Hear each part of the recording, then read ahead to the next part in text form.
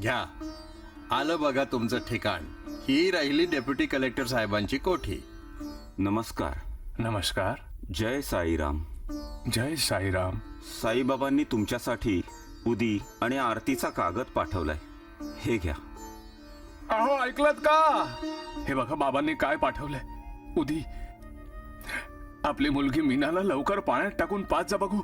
लवकर जा, सर्व काही ठीक होईल आता. आपण अगदी वेळेवर टांगा आणि जलपान पोहोचून खूपच चांगलं केलंत. टांगा? पण मी तर कुणालाच पाठवलं नाहीये. काय बोलताय कलेक्टर साहेब? चला जाऊन विचारूया त्याला.